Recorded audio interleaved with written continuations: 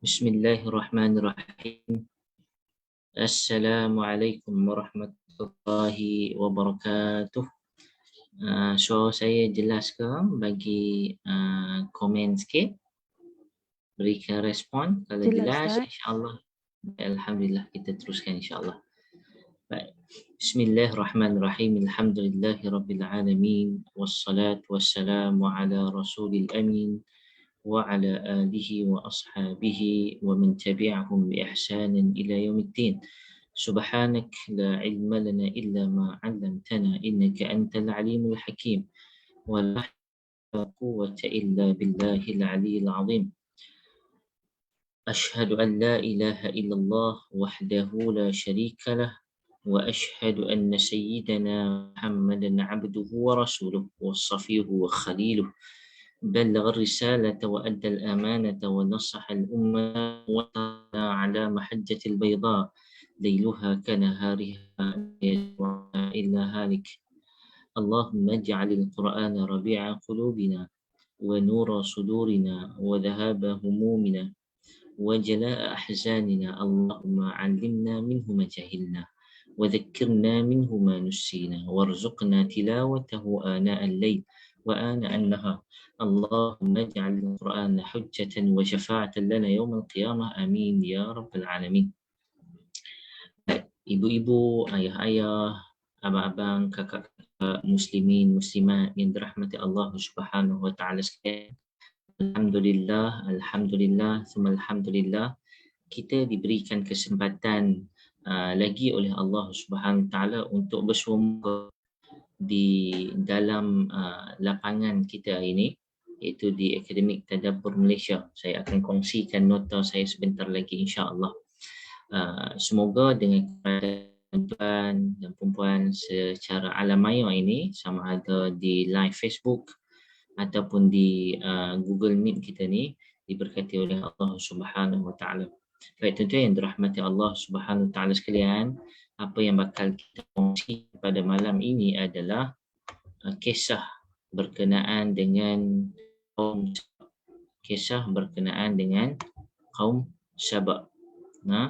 Di dalam Al-Quran. Kaum Saba di dalam Al-Quran. Baik, tuan-tuan yang dirahmati Allah Subhanahu wa taala sekalian, insya-Allah tentang kaum Saba ini, kita akan menelusuri dua surah utama yang menceritakan tentang kaum Saba. Yang pertama, surah Saba itu sendiri dirakamkan dan dinamakan dengan surah Saba.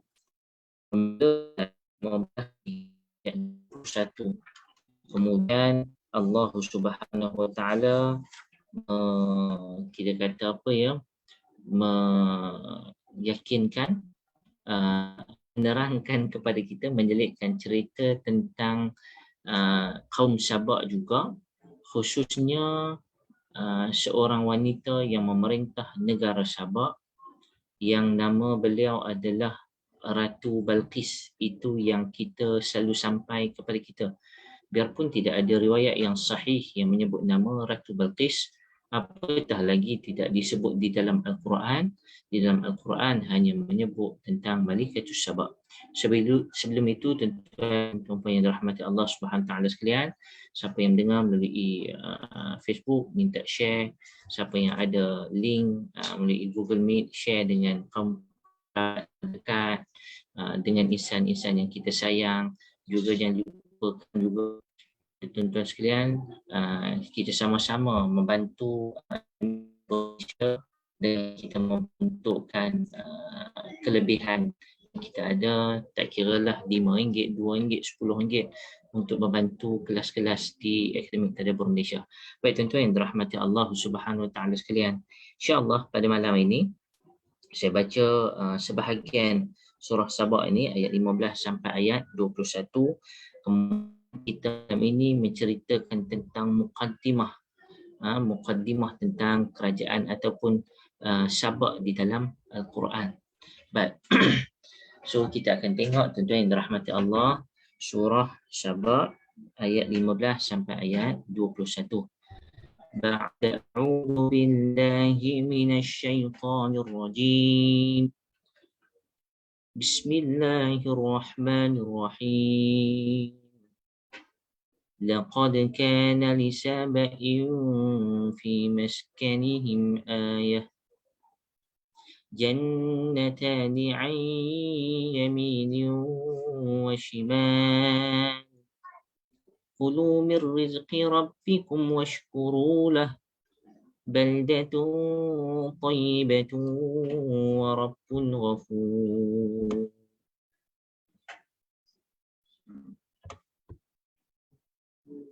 Ayat yang ke-16.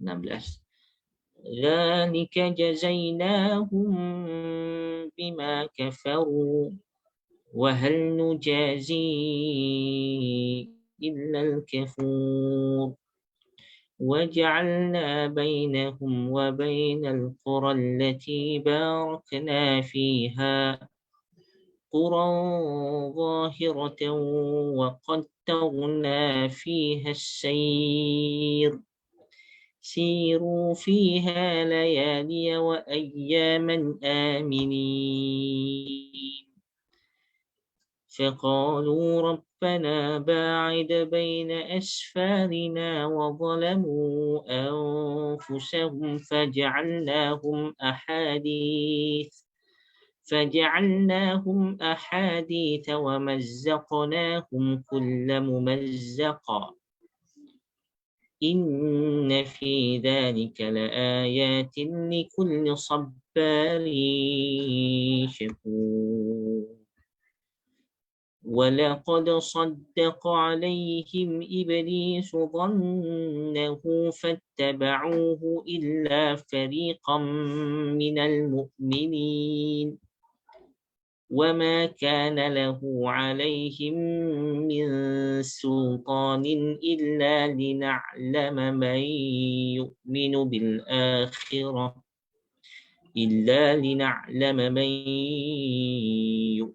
بالآخرة ممن هو منها في شك وربك على كل شيء حفيظ. Maksud dia apa dia, tuan-tuan yang dirahmati Allah? Allah Ta'ala cerita kepada kita secara ringkas, demi sesungguhnya adalah bagi penduduk negeri Sabak itu satu tanda yang membuktikan kemurahan Allah yang terdapat di tempat tinggal mereka, iaitu ada dua kebun utama yang luas lagi subur yang terletak di sebelah kanan dan terletak di sebelah kiri di kampung mereka. Lalu dikatakan kepada mereka, makanlah dari rezeki pemberian Tuhan kamu dan bersyukurlah kepadanya. Negeri kamu ini, iaitu Sabak, adalah negeri yang baik, aman, makmur, dan Tuhan kamu adalah Tuhan yang Maha Pengampun. Maka mereka berpaling engkar, tidak beriman kepada Allah. Lalu kami hantarkan kepada mereka banjir yang membinasakan, dan kami gantikan dua kumpulan kebun utama mereka yang sangat subur itu dengan dua kumpulan kebun yang berisi dengan pohon-pohon yang mengeluarkan buah-buah yang pahit.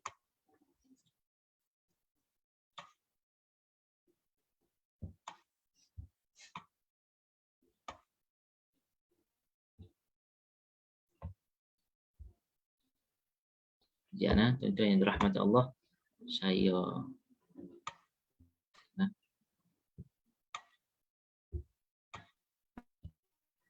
dan pohon-pohon yang jarang berbuah, yang sebelumnya buahnya begitu ranum, begitu orang kata menarik, tidak ada masalah, begitu subur, tiba-tiba pohon itu mengeluarkan buah-buah yang pahit dan jarang berbuah, serta sedikit pohon-pohon bidara, iaitu pohon sidir. Kemudian Allah kata, demikianlah kami membalas mereka disebabkan oleh kerana kekufuran mereka, dan sebenarnya kami tidak menimpakan balasan yang demikian melainkan kepada orang-orang yang amat kufur. Dan di antara tempat tinggal mereka itu, iaitu di negeri Sabak ini, di Yaman ini, dengan bandar-bandar di daerah Syam yang kami limpahkan keberkatan kepadanya dengan kemakmuran. Kami adakan beberapa buah bandar yang jelas kelihatan kepada orang yang melalui jalan itu, dan kami tentukan jarak perjalanan di antara Sabak ini ke Yaman, ke Syam itu, sekadar yang dijadikan tempat-tempat persinggahan. Dengan kata lain, Allah Subhanahu Taala memudahkan untuk Sabak ini pergi ke negeri Syam kira-kira 2000 kilometer perjalanan, sekadar perjalanan yang begitu singkat sekali. Maka berjalanlah kamu di bandar-bandar itu pada bila-bila masa yang kamu suka, malam dan siang, dalam keadaan yang aman. Maka kemakmuran kemudian itu menjadikan mereka sombong dan kufur kepada Allah. Lalu berkata, iaitu penduduk Sabak berkata, wahai Tuhan kami, oleh kerana kami rasa sangat dekat di antara bandar kami Sabak ini, Yaman ini, pergi ke Syam, maka kami rasa tak seronoklah sebab dekat sangat. Mereka minta apa kepada Allah? Mereka, wahai Tuhan kami, jauhkanlah jarak perjalanan kami di antara sebuah bandar dengan bandar yang lainnya. Dan mereka berlaku zalim kepada diri mereka sendiri. Lalu kami menjadikan kisah haka mereka ini sebagai buah mulut orang ramai, serta kami pecah belahkan mereka berkecai-kecai. Sesungguhnya kisah mereka yang tersebut mengandungi tanda-tanda yang besar pengajarannya bagi tiap-tiap seorang mukmin yang sentiasa bersikap sabar, lagi sentiasa bersyukur. Dan sesungguhnya iblis telah mendapati sangkaannya adalah tepat terhadap mereka, iaitu mereka menurut iblis kecuali sebahagian daripada orang-orang yang beriman yang tidak terperdaya dengan hasutan iblis.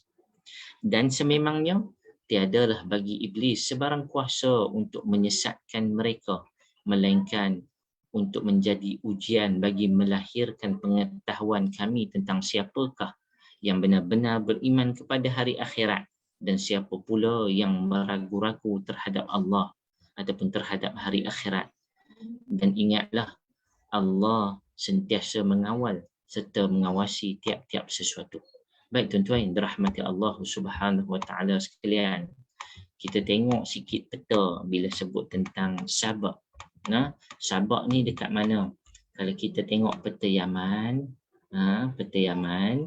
kita akan nampak yang ni. Yang ni peta Yaman. Tuan-tuan nampak ni? Ini Sana'a. Sana'a ni ibu negara Yaman sekarang. Di sebelah kanan Sana'a ni, iaitu di sebelah timur ni, tuan-tuan nampak ini adalah Hadramaut. Hadramaut yang sangat terkenal. Hadramaut. Dan di Sana'a ini, di sebelah orang kata timur dia, di antara Hadramaut dan Sana'a ini ada satu tempat yang nama dia Sabak. Yang nama dia Sabak. Sabak ni kalau ikutkan kawasan dia luas, termasuk Sana'a sekali. Dan di sebelah timur sikit lagi ada satu empangan yang nama dia, kawasan yang nama dia Ma'arib. Di situlah wujudnya empangan yang dinamakan empangan Ma'arib. Wallahu ta'ala alam. Dan ini adalah peta Yaman. Di atas Yaman ini adalah negara Arab Saudi sekarang ni. Dan di atas Arab Saudi itu ada negara Jordan dan Palestin. Dan di Palestin itulah ada Baitul Maqdis. Jarak perjalanan di antara Sana'a ke Baitul Maqdis mengambil masafah ataupun jarak lebih kurang dalam 2000 km. Lebih kurang dalam 2000 km. Baik tuan-tuan yang dirahmati Allah Subhanahu Wa Taala sekalian. Itu secara ringkas kita membaca tentang Sabak di dalam surah Sabak yang diceritakan sangat ringkas. Secara umumnya para ahli sejarawan menceritakan kepada kita secara terperinci berkaitan dengan Sabak ni sendiri. Bila mula kerajaan ni, apakah kelebihan yang Allah Ta'ala berikan kepada mereka bila runtuhnya empangan besar yang nama dia empangan Ma'arib. Dan apabila empangan Ma'arib ni telah pecah, dan apa yang terjadi kepada mereka selepas pada itu. Cumanya Al-Quran tidak banyak menceritakan. Quran, manhaj Al-Quran yang murni, manhaj Al-Quran yang mementingkan benda yang penting sahaja. Manhaj Quran senangnya, pentingkan benda yang lebih penting, sesungguhnya benda yang lebih penting itu lebih penting daripada benda yang penting. Al-Quran akan cerita benda-benda yang penting. Al-Quran tidak suka melalut-lalut. Maka manhaj Al-Quran yang suci, yang murni, mengajar kita juga tidak menerima bulat-bulat apa sahaja yang dinukilkan, yang diceritakan orang kepada kita, melainkan berdasarkan kepada sumber yang utuh, sumber yang kuat.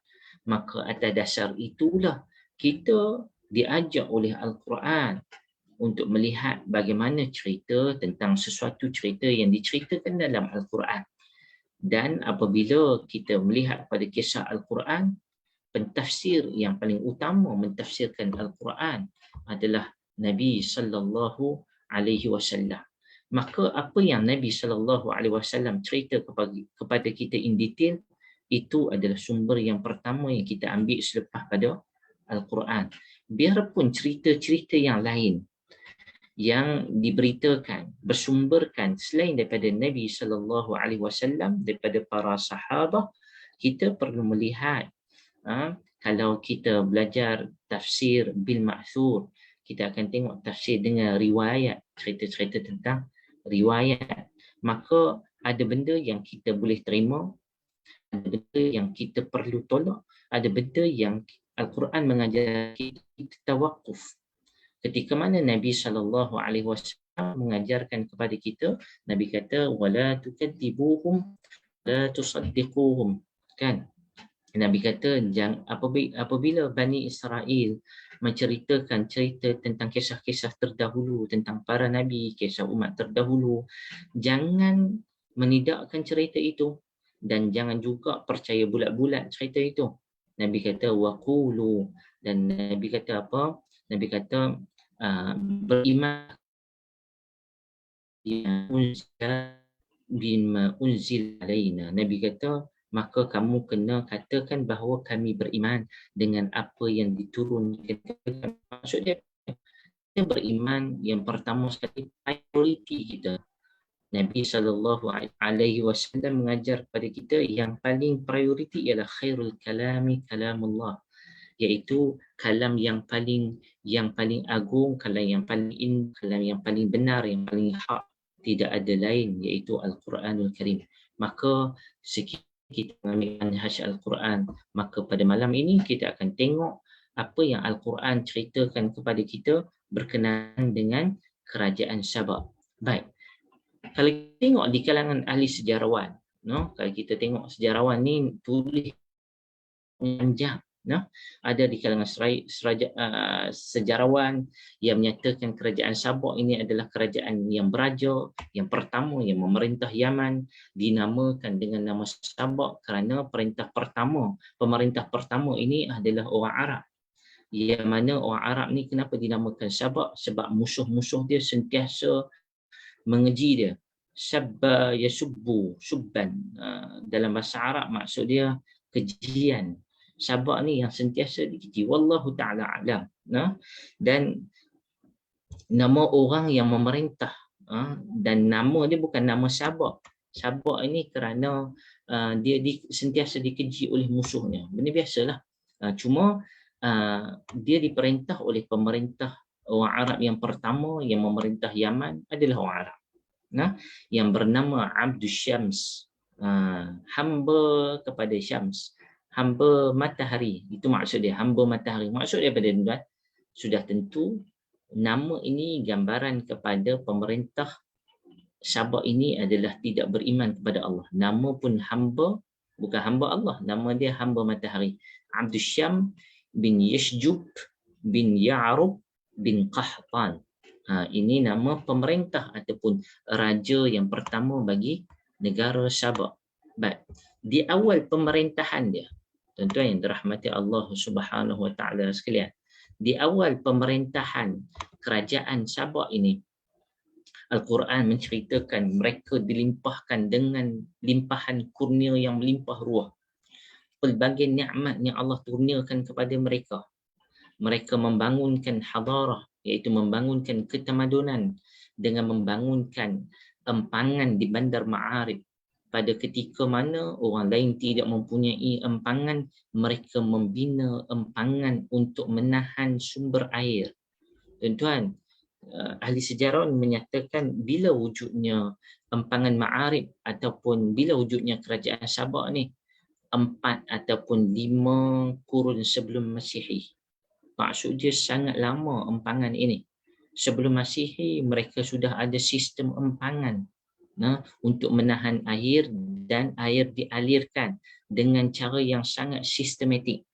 Maka kita boleh membayangkan negara ini adalah negara yang mempunyai ketamadunan yang sangat tinggi. Yang mana Sabah ini terletak di antara dua bukit. Dua bukit yang besar. Maka di antara dua bukit ini dia perwujudkan empangan. Maka empangan ini mereka menguruskan. Maksud dia dalam Ma'arib tu, dalam Sabah tu besar. Dalam kawasan Sabah tu ada satu empangan yang nama dia empangan Ma'arib. Empangan Ma'arib ini ada dekat mana? Empangan Ma'arib ni ada dalam kawasan Sabah. Dia duduk dekat-dekat betul-betul di antara dua bukit. Macam kita dekat Malaysia lah. Kalau nak cari empangan, semua cari kawasan berbukit, sebab bukit ni adalah kawasan turun hujan yang utama. Kawasan turun hujan yang utama. Dan Allah Subhanahu Wa Taala merezekikan kepada mereka begitu. Allah Ta'ala merezekikan kepada mereka turunnya hujan.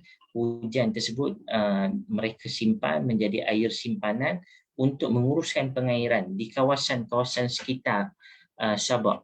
Maka mereka memang sangat terkenal dengan mereka disebabkan oleh kerana tanah yang subur, boleh akses air yang orang kata semahunya. Mereka membina taman-taman. Ada taman bunga, ada taman buah-buahan, kebun-kebun yang menghasilkan buah-buahan, yang menghasilkan makanan yang sangat mengujakan. Orang luar kalau tengok, terkejut mereka. Mereka menyatakan bahawa, ahli sejarawan menyatakan bahawa di Sabah ini ada dua taman ataupun dua kebun utama yang sangat indah di antara dua bukit ni. Di antara dua kebun ni ada kebun-kebun kecil yang lain. Dalam kebun ada kebun.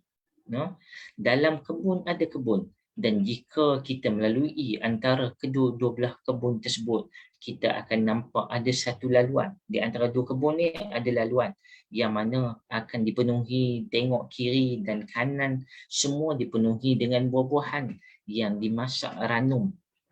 Anytime boleh petik. Dan ahli sejarah menyatakan ada yang tak petik pun, kalau dia jatuh sendiri tak rosak buah tu. Maksud dia pokok ni sangat-sangat rendah. Tak perlu tanam tinggi-tinggi untuk menghasilkan buah. Teknologi apa yang mereka pakai, buah itu jatuh dalam keadaan mungkin sekaki dua kaki, tak rosak buah tu. Dan sentiasa penduduknya boleh makan buah-buahan hasil mahsul daripada kebun itu dalam keadaan fresh, segar. Bahkan para ahli sejarah menyatakan juga di antara lain kelebihan yang ada di kerajaan Sabah pada waktu itu adalah cuaca yang sangat luar biasa. Baik, malam ini tuan-tuan yang dirahmati Allah Subhanahu Wa Taala, seperti mana kita maklumkan sejak awal, ini adalah cerita muqaddimah tentang kerajaan Sabah supaya kita boleh nampak big picture dia secara umum dia macam mana. Baik, seterusnya kita melihat keadaan cuaca di kerajaan Sabah ini. Cuaca dia menghasilkan, kita nak kata cuaca dia sangat bersih. Cuaca yang sangat bersih, cuaca yang sangat luar biasa segar, menyebabkan tidak ada benda-benda yang memungkinkan untuk merosakkan tanaman yang ada di kawasan Sabah. Bahkan ahli sejarawan menyatakan apa? Az-zubab, lalat pun tak ada. Nah, lalat pun tak ada. Tuan-tuan, lalat ni ada di tempat yang kotor je. Nah, lalat ni di tempat yang kotor. Kita duk buang kalau orang yang ada problem dengan waste management, kita akan nampak negara-negara tersebut akan nampak lalat. Nah, akan nampak lalat. Bukan kerana atau tapi kerana pengurusan juga. So ianya memberikan gambaran kepada kita bahawa kerajaan Sabah ni perfect. Lalat pun tak ada, bahkan mereka menyatakan al-ba'udah ataupun ba'ud. Ba'ud ni apa dia tuan-tuan? Yang tidak ada nyamuk. Mereka ni sangat menjaga daripada sudut kesihatan. Kita ni kalau kawasan kita kalau sekarang orang cakap tentang COVID dan sebelum ni kalau di Malaysia kawasan merah dengan kawasan yang ada nyamuk Aedes, maka kita takut dengan nyamuk Aedes. Dekat sana tak ada nyamuk, tidak ada. Maka kita membayangkan bagaimana sangat civilized, rakyat mereka sangat bertamadun, rakyat mereka bertanggungjawab untuk menjaga sistem pengairan sama ada di bawah kerajaan ataupun di laman-laman mereka sendiri tidak ada nyamuk. No, tidak ada nyamuk. Bahkan tidak ada makhluk perosak yang akan merosakkan tanaman-tanaman mereka. Baik tuan-tuan yang dirahmati Allah Subhanahu Wa Taala, itu menggambarkan kepada kita yang pertama, mereka ni sangat hebat dari sudut civilization mereka, dan Allah Subhanahu Wa Taala mengurniakan kepada mereka cuaca yang begitu luar biasa, yang begitu luar biasa, sehingga kan tidak ada ruang untuk kita nak menyatakan bahawa orang kata kebun mereka itu kebun yang ada masalah di sudut pengurusan. Tak, di sudut pengurusan tip top. Ini adalah kerajaan Sabah. Dan kita tahu kisah yang paling popular yang Allah Subhanahu Wa Taala di dalam Al-Quran tentang kerajaan Sabah ini, apabila Allah Subhanahu Wa Taala di dalam surah di dalam surah An-Naml. Dalam surah An-Naml, Allah Subhanahu Wa Taala mengatakan tentang Nabi Sulaiman alaihi salam bertemu dengan Balqis. Kita nyatakan daripada awal tadi, biarpun tidak disebut nama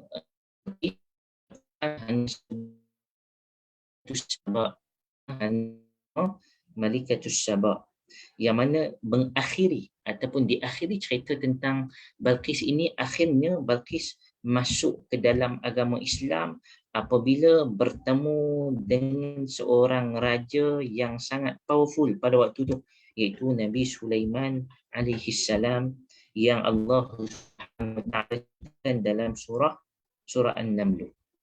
Baik, cumanya selepas daripada wafatnya ataupun selepas daripada kematian Ratu Balqis, maka kaum Sabah ini yang awalnya mengikut agama yang dianuti oleh Ratu Balqis, akhirnya mereka kembali kafaru billah, mereka kufur kembali dengan Allah Subhanahu Wa Taala, dan mereka syirik kepada Allah Subhanahu Wa Taala, mereka tidak lagi beriman kepada Allah Subhanahu Wa Taala.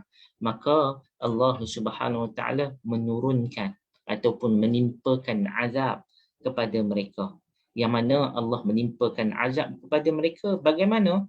Allah telah memusnahkan empangan ma'arif yang menjadi kebanggaan mereka, dan Allah Subhanahu Wa Taala menghantar benda yang sangat-sangat tidak terfikirkan oleh mereka untuk menghancurkan yang kita panggil empangan ma'arif yang Allah Subhanahu Wa Taala namakan dalam Al-Quran sebagai Sailul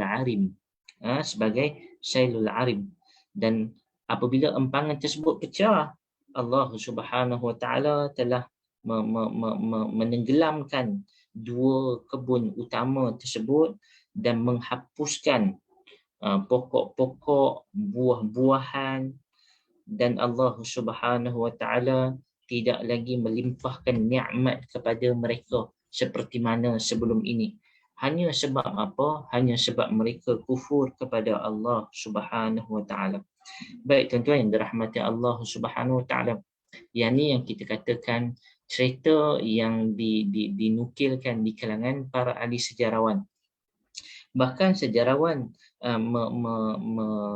mendetailkan, para ahli sejarawan mendetailkan bagaimana cerita tentang Allah Subhanahu Wa Taala merosakkan ataupun merosakkan empangan ma'arib ni. Empangan ma'arib dengan cara yang sangat-sangat halus. Tuan-tuan yang dirahmati Allah Subhanahu Wa Taala sekalian, Allah Taala hantar apa tuan-tuan? Allah Subhanahu Wa Taala hantar kepada empangan ini untuk menghapuskan dengan secara halus ini. Allah hantar satu makhluk yang nama dia tikus. Allah hantar satu makhluk yang nama dia tikus. Apa yang tikus ni buat? Buat lubang-lubang kecil di empangan tersebut. Tikus di antara haiwan yang kecil, makhluk perosak, yang mana mereka buat walaupun lubang kecil, tetapi apabila tikus dalam jumlah yang sangat banyak, maka lubang-lubang kecil ini memberikan satu tamparan yang hebat, menjadikan lubang itu sedikit demi sedikit menjadi banyak.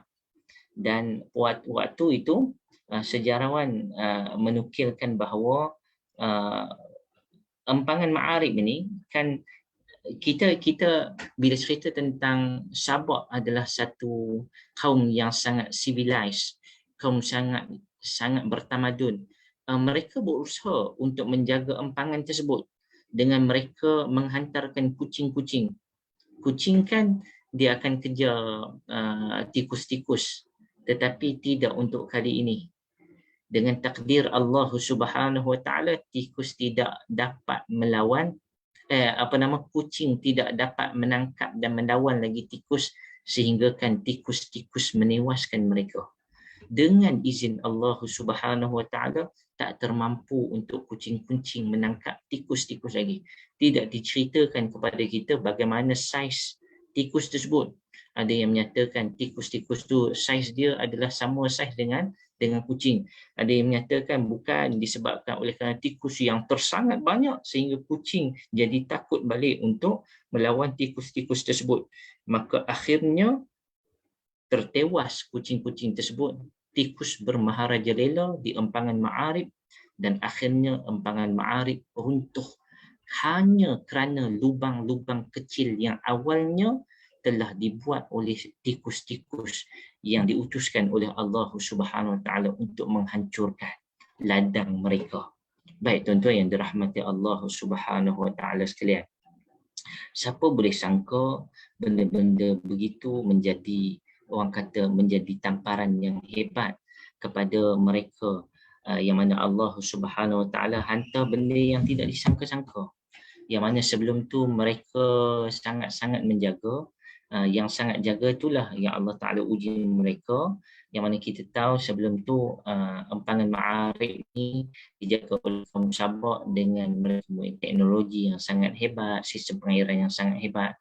Apalah sangat sekiranya nak mengawal tikus-tikus tersebut, sudah pasti mereka ada teknologi untuk mengawal tikus-tikus tersebut, tetapi akhirnya dikalahkan hanya kerana tikus. Baik tuan-tuan yang dirahmati Allah Subhanahu Wa Taala sekalian, maka itu secara ringkas. Maka secara ringkas juga malam ni kita akan sentuh sedikit tentang bagaimana Malikatus Sabak yang diceritakan di dalam surah An-Namli. Dalam surah An-Namli.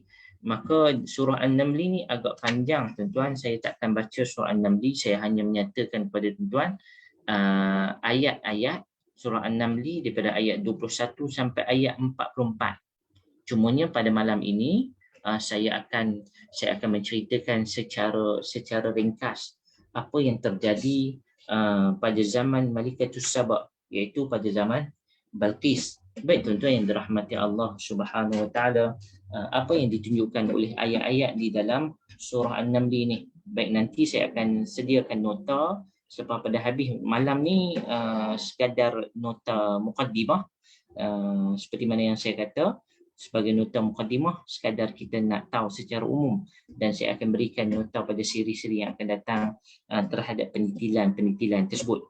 Baik, apabila masuk cerita tentang Malikatus Saba ataupun Ratu Balqis, ia ada kaitan dengan Nabi Sulaiman alaihi salam. Apabila cerita tentang Sulaiman alaihi salam, yang pertama kita tahu Nabi Sulaiman alaihi salam memerintah pada zaman pemerintahan Balqis yang menguasai Sabah. Bermaksud sezaman. Nah, kehebatan Sulaiman pula alaihi salam menguasai manusia, menguasai jin, menguasai haiwan. Semuanya dikuasai oleh Nabi Sulaiman alaihi salam. Semuanya ditundukkan di bawah kekuasaan Sulaiman, di bawah arahan Nabi Sulaiman alaihi salam. Bahkan sekecil-kecil haiwan yang kita tengok, benda tu pun boleh jadi tentera. Apa tuan-tuan? Burung pun menjadi tentera Nabi Sulaiman alaihi salam. Hebat pemerintahan Sulaiman. Yang kedua, Nabi Sulaiman AS dalam surah An-Naml ini, daripada sekali lagi saya kata daripada ayat 20 sampai ayat 44, menceritakan kepada kita secara ringkas juga bagaimana Nabi Sulaiman berkomunikasi dengan tentera dia. Tentera Nabi Sulaiman ada haiwan. Maka Nabi Sulaiman AS, Allah Subhanahu Taala cerita, "Ulimna mantiqat tayri." Nabi Sulaiman kata, kami memang diajar untuk menguasai dan memahami bahasa percakapan burung. Dia memahami percakapan burung bercakap. Burung memahami apa yang disampaikan oleh Nabi Sulaiman AS. Baik. Yang ketiga, bayangkan tuan-tuan, kenapa cerita ni sehebat-hebat kerajaan Sabah di bawah Ratu Balqis, ada kerajaan yang lebih hebat yang Allah Ta'ala kurniakan kepada Nabi Sulaiman AS. Seolah-olah Allah nak beritahu kepada kita, kalau kita rasa kita hebat, ada lagi orang hebat daripada kita. Kalau kita rasa kita ni berilmu, ada orang lagi berilmu daripada kita. Kalau kita rasa kita buat baik dah kepada orang, rupanya ada orang lagi baik, berbuat baik lagi banyak daripada kita. Jangan selalu menganggap diri kita adalah lebih baik pada orang. Baik. Yang ketiga, betapa Islam adalah seorang pemerintah yang sangat tegas dengan orang bawahan dia. Sehingga Nabi Sulaiman AS dapat detect ada di kalangan tentera dia yang dengan Nabi Sulaiman dapat detect haiwan itu adalah haiwan yang sangat kecil. Bukan sangat kecil, haiwan yang kecil, iaitu seekor burung yang bernama hudhud yang tidak hadir tanpa kejuran, tanpa orang kata tanpa alasan, tak ada apa-apa berita. Yang ketiga. Yang keempat, cerita tentang Nabi Sulaiman AS juga memberikan satu bentuk orang kata denda kepada tentera dia. Yang ni pada zaman Nabi Sulaiman AS, tuan-tuan, dah wujud satu denda kepada tentera dia. Tak kira tentera di kalangan manusia ke, di kalangan haiwan ke, yang buat kesalahan ataupun yang buat kesalahan-kesalahan kecil tetapi dianggap sebagai benda yang besar, sebab ini adalah di dalam sistem ketenteraan. Maka tentera dilayan dengan cara tentera, dilayan dengan cara yang kena dengan orang kata dengan ketenteraannya. Maka Nabi Sulaiman AS mengancam orang yang tidak hadir ataupun tentera yang tidak hadir, yang tidak mengikut arahan, dia akan berikan denda. Dan Nabi Sulaiman kata lawa'adzibahu 'adaban syadida, aku akan azab dia. Aku akan azab dia, maksud dia kalau dia tak datang dalam perjumpaan wajib kita ni. Yang tu yang keempat. Yang kelima juga menceritakan bagaimana Nabi Sulaiman adalah seorang raja, seorang hakim, seorang pemerintah yang adil bersama dengan orang bawahannya. Apabila tadi kita cerita Nabi Sulaiman dia memberikan denda, tetapi Nabi Sulaiman di sana ada samahah. Di sana ada toleransi Nabi Sulaiman. Bukan Nabi Sulaiman bagi denda sembrono macam tu. Nabi Sulaiman bagi denda bagi orang yang tidak mengikut arahan dan tidak ada reason yang reasonable. Apabila Nabi Sulaiman AS bagi tahu, "Aw la ya'tiyanni bisultanin mubin." Siapa yang tak datang, dia akan kena denda, dia akan kena azab. Kecuali dia datangkan, kita katakan apa ya, dia datangkan bukti yang kukuh kenapa dia tak boleh hadir. Baik. Yang keenam, Nabi Sulaiman alaihissalam dalam surah An-Naml ini, sebelum masuk cerita tentang Sabak, sebab dia ada kaitan dengan kerajaan Sabak Ratu Balqis ini, menceritakan tentang keberanian. Bahasa Arab panggil jur'ah, keberanian, kegagahan seorang Islam yang beriman kepada Allah Subhanahu Wa Taala. Ada izzah dia, apabila di kalangan yang dilatih oleh Nabi Sulaiman alaihissalam seekor yang nama dia Al-Hudhud. Baik, Hudhud ni tuan-tuan yang dirahmati Allah Subhanahu Wa Taala, kita umpamakan Hudhud ni bukan sebagai tentera biasa, tetapi Hudhud ni dia buat seorang-seorang dia. Dia buat seorang dia pergi terbang ke satu negeri yang nama dia Sabak, yang bakal kita ceritakan, iaitu daripada Palestin, Baitul Maqdis, terbang ke Sabak kira-kira 2000 km. Kita katakan bahawa Hudhud ni dia buat dia seorang-seorang, kita namakan dia sebagai detektif.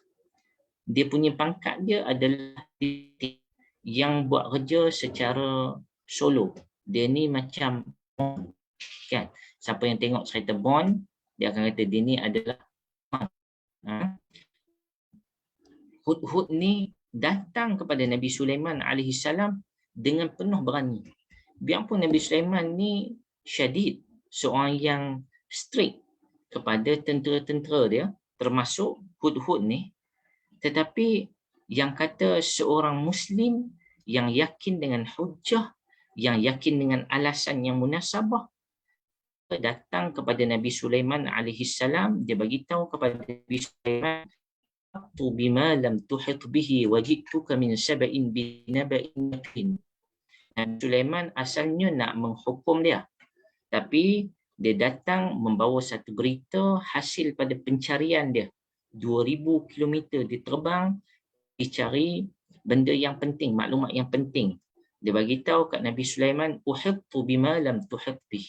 Aku ada satu maklumat yang engkau, wahai raja, dia tujukan kepada Nabi Sulaiman, yang engkau pun tak tahu maklumat ni. Wajibtuka min sab'in.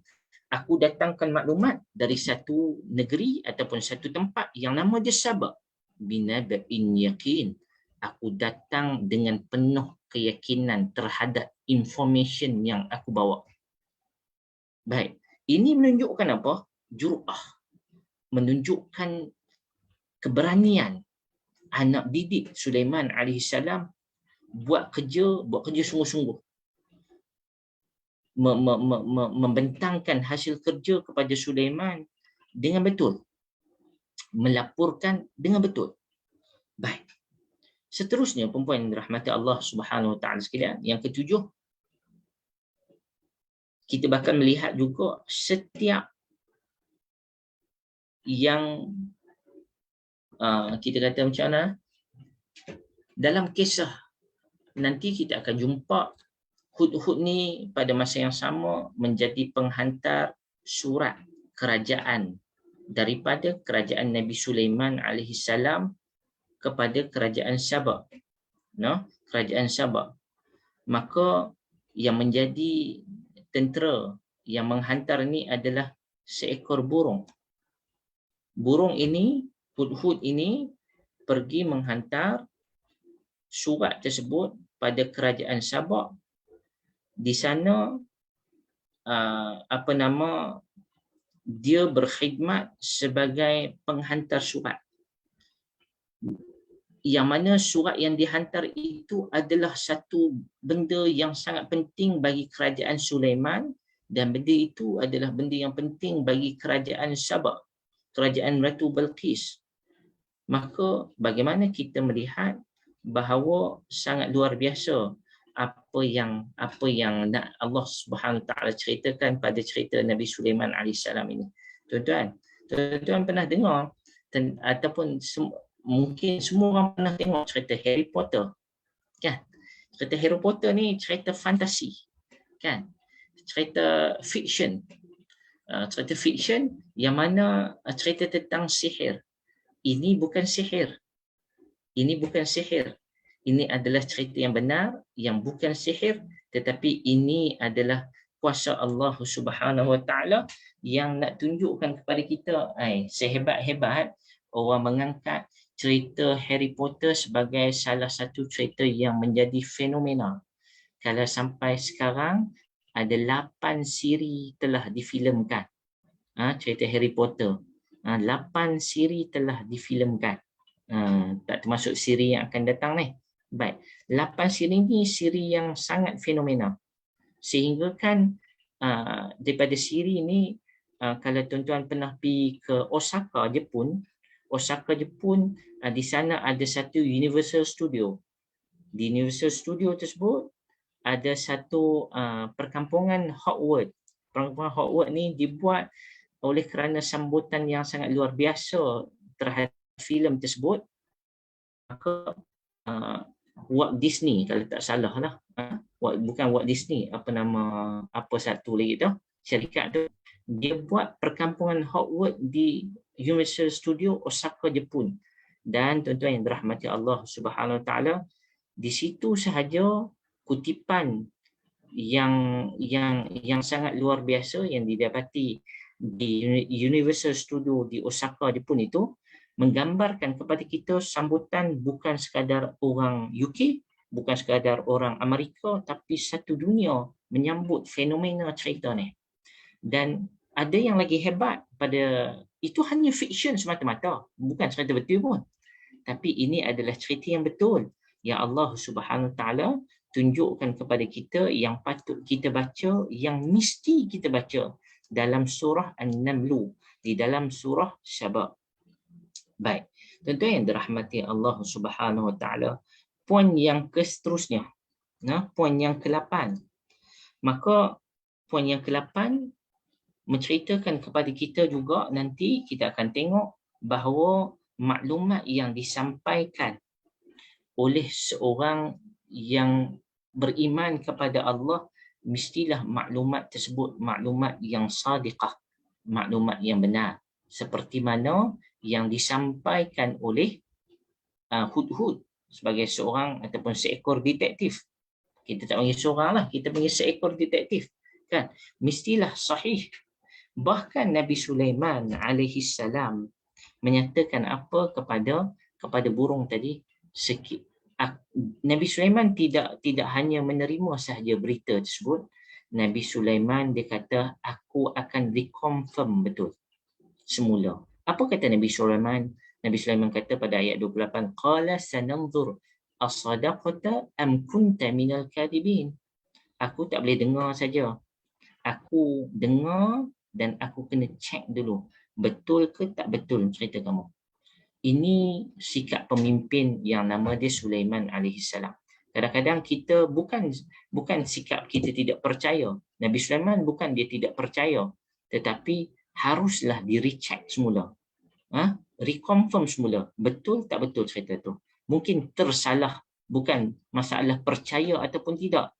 Hudhud seekor yang dipercayai. Hudhud.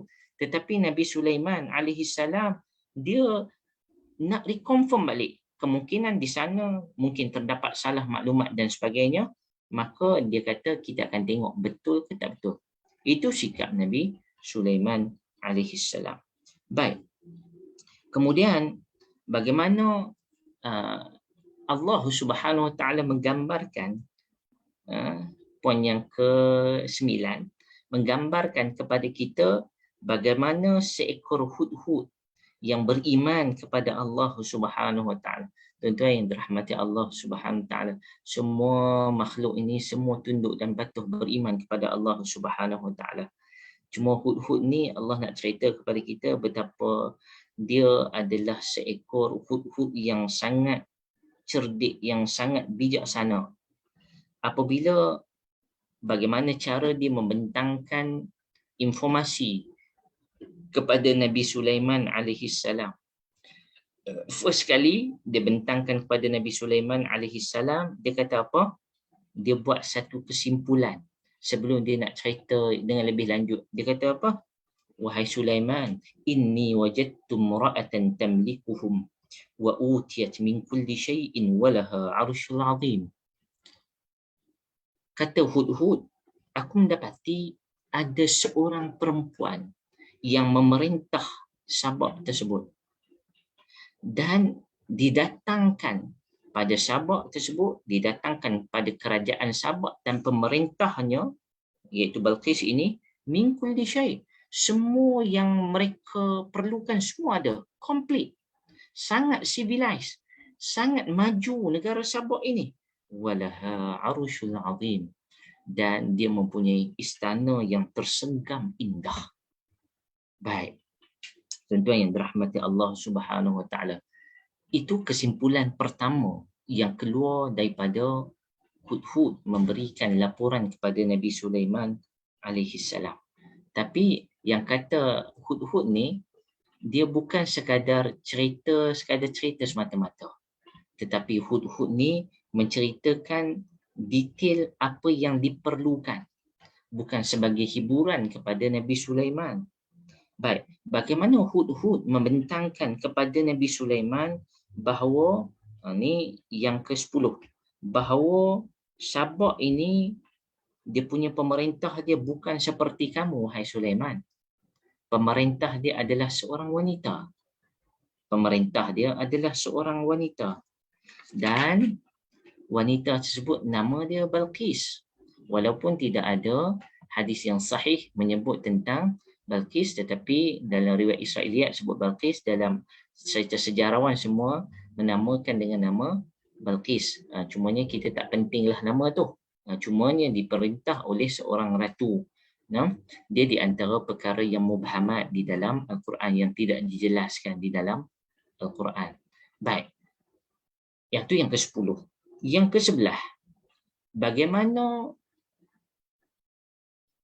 poin khususnya hudhud menceritakan kepada Nabi Sulaiman alaihissalam bahawa yang ke-10 tadi cerita tentang diperintah oleh seorang wanita.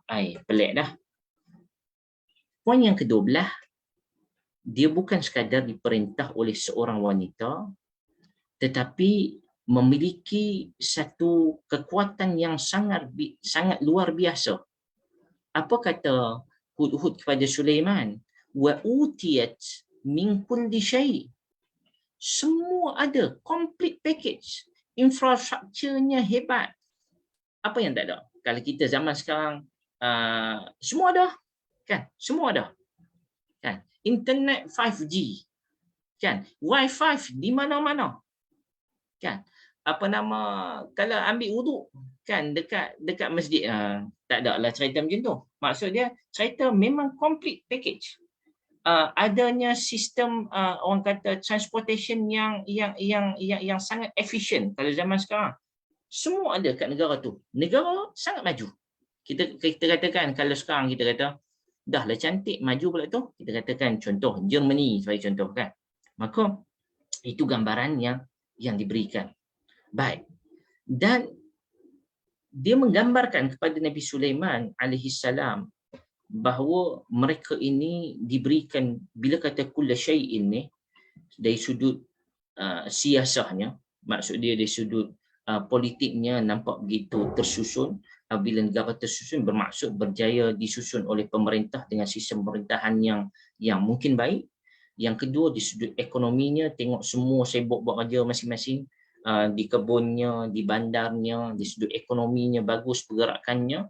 Kemudian melihat dari sudut masyarakatnya, istimewa, masyarakatnya bagus, masyarakatnya sangat civilized, dan melihat kepada orang kata kepada bagaimana struktur buminya, maka diceritakan kepada Nabi Sulaiman alaihissalam sangat detail bagaimana ada padanya kulli syai, pokok-pokoknya, kehijauannya, ada buah-buahannya, sistem pengairannya, kan cuacanya macam mana masyarakatnya, lelakinya, perempuannya, macam mana keamanannya, semuanya diceritakan kepada Nabi Sulaiman alaihi salam dengan satu word, iaitu walaha arsyul azim.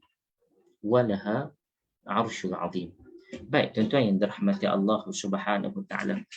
Walaupun yang kata hudhud ni seekor burung, kita nampak sekadar seekor burung, tetapi ia adalah seekor burung yang beriman kepada Allah, mempunyai kecerdikan yang sangat luar biasa, sehingga kan Nabi Sulaiman melantiknya menjadi detektif, buat kerja secara sendirian. Kita tengok seterusnya, hudhud melaporkan kepada Nabi Sulaiman alaihi salam. Apa yang hudhud kata? Hudhud menceritakan kepada Nabi Sulaiman alaihissalam, aku tengok semuanya sujud. Semuanya sujud kepada apa? Semuanya sujud kepada matahari. Nah, wajadtuha wa qaumaha yasjuduna lisyams min dunillah. Apa kata Hudhud? Kami tengok depa semua sembah matahari. Baik. Maksud dia, Hudhud ni sangat emphasize. Hudhud ni sangat mementingkan apa yang mereka sembah, apa anutan agama mereka, apa fahaman agama mereka. Maka itu dibentangkan kepada Nabi Sulaiman alaihissalam. Depa ni kata Hudhud kepada Nabi Sulaiman, depa tak sembah Allah, tetapi mereka menyembah matahari. Baik tuan-tuan yang dirahmati Allah Subhanahu wa taala. Ini menggambarkan kepada kita ghirah. Apa maksud ghirah? Ghairahnya hudhud ni, bersemangatnya hudhud ni terhadap ketauhidan, sama ada beriman ke tak beriman kepada Allah. Benda ini menjadi benda fokus utama hudhud terhadap negara Sabah. Dia tengok pemerintah dia lelaki perempuan. Dia tengok ada apa dekat negara tersebut. Dia tengok pula sistem keagamaan, kepercayaan masyarakat dia macam mana. Dan dia menggambarkan kepada kita bahawa dia sangat hairan. Mereka tidak sujud kepada Allah yang memberikan mereka apa yang keluar daripada bumi, apa yang turun daripada langit. Pasal apa mereka ni tak nak sembah Allah? Kehairanan seekor burung hudhud ni menggambarkan kepada kita, burung ni pun heran tengok manusia ni tak sembah Allah, sedangkan aku adalah haiwan, aku adalah seekor burung, aku pun sembah Allah. Aku pun sembah Allah. Bagaimana kamu semua manusia yang Allah Ta'ala sendiri yang memberikan nikmat ini kepada kamu, tetapi kamu semua tidak menyembah Allah, seolah-olah begitu. Baik tuan-tuan yang dirahmati Allah Subhanahu wa taala sekalian. Baik tuan-tuan yang dirahmati Allah Subhanahu wa taala sekalian. Kalau kita melihat kepada bagaimana hudhud ini, Allah Subhanahu wa taala ceritakan sangat detail di dalam surah ini. Di dalam surah ini. Baik kita tadi sampai ke poin kita yang ke-10, cerita pasal hudhud menceritakan tentang Sabah. Maka di sana tuan-tuan, nanti kita akan sambung poin kita pada siri yang kedua. Saya rasa kita boleh sampai kepada siri yang keempat. Kita akan ada 4 siri, insya-Allah, pada menceritakan tentang Sabah di dalam Al-Quran. Ini cerita tentang bagaimana Hudhud sebagai informan penting memberikan information kepada Nabi Sulaiman kerajaan Hudhud itu kehebatannya bagaimana.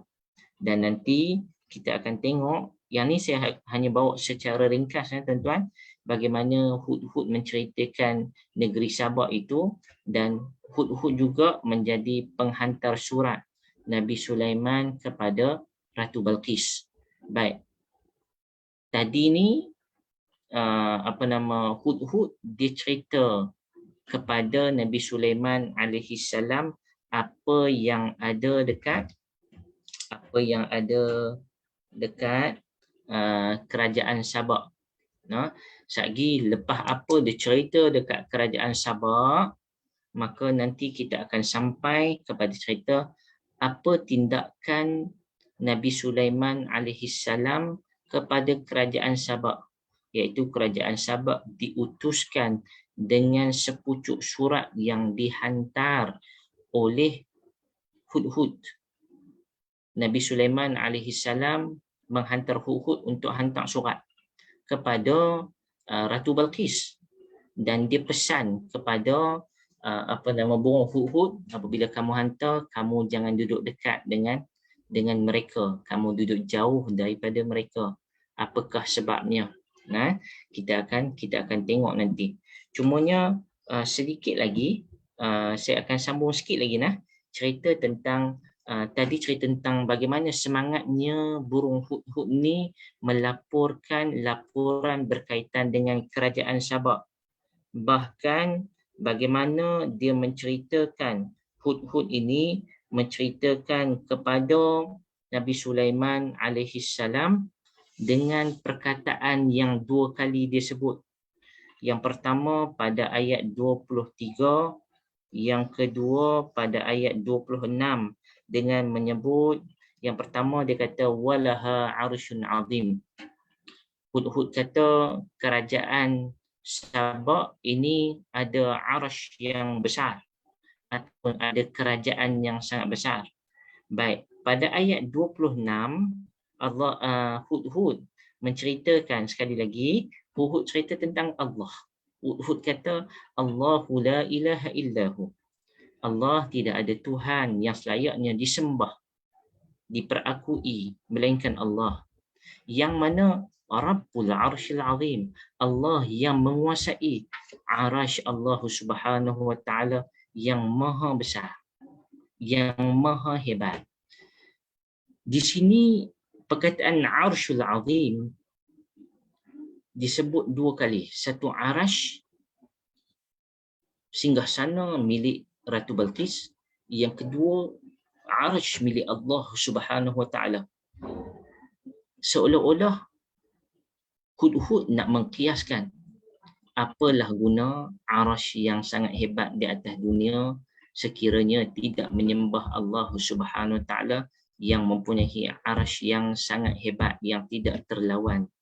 Tidak boleh untuk menyamakan arasy singgasana di atas dunia dengan singgasana Allah Subhanahu wa taala. Maka manakah di antara arasy Balqis ataupun arasy Allah, mana yang lebih hebat? Sudah semestinya arasy Allah Subhanahu wa taala. Sudah tentunya arasy Allah Subhanahu wa taala. Maka nanti tuan-tuan, kita akan masuk poin yang keseterusnya. Insya-Allah kita akan masuk poin yang keseterusnya, sambungan kepada cerita bagaimana Nabi Sulaiman hantar surat melalui Hudhud kepada Ratu Balqis. Tadi kita hanya diceritakan daripada jarak jauh oleh Hudhud. Kali ini Nabi Sulaiman hanya hantar Hudhud saja, pergi satu kerajaan yang sangat hebat. Nabi Sulaiman tak pergi sendiri lagi. Nabi Sulaiman hantar burung dulu. Hantar burung Hudhud untuk Hudhud ni melihat macam mana reaksi apabila Hudhud ni masuk dalam istana. Tengok mereka dalam istana, perbincangan di kalangan mereka, melihat dengan lebih dekat bagaimana Ratu Balqis menguruskan kerajaannya. Bagaimana Ratu Balqis ini apabila dapat surat daripada Sulaiman, apa yang dibuat oleh Ratu Balqis. Nah, apa yang dibuat oleh Ratu Balqis pada awal-awal dia menerima surat yang sangat menggemparkan. Sebab apa surat yang sangat menggemparkan? Tuan-tuan yang dirahmati Allah Subhanahu Wa Taala. Sebab semua orang kenal. Waktu tu Nabi Sulaiman alaihissalam sangat terkenal. Apabila dapat surat daripada Nabi Sulaiman alaihissalam yang menghantar seekor burung hudhud, ia adalah berita yang sangat menggemparkan kerajaan Sabah yang diperintah oleh Ratu Balqis. Dia panggil semua menteri-menteri dia hanya kerana dapat surat daripada kerajaan Sulaiman. Dan kita akan tengok bagaimana Ratu Balqis menguruskan negara dia apabila mendapat surat tu.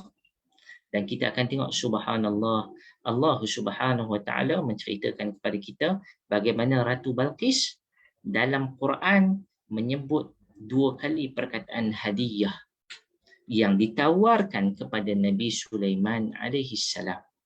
Dan hadiah dalam Quran 2 kali ini ya disebut dalam Quran. Di dalam surah An-Naml sahaja 2 kali hadiah, dan hadiah tersebut bukan bermaksud hadiah, tetapi hadiah tersebut adalah bermaksud rasuah.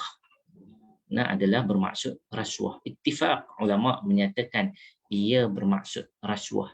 Bagaimana Ratu Balqis nak rasuah Sulaiman alaihi salam.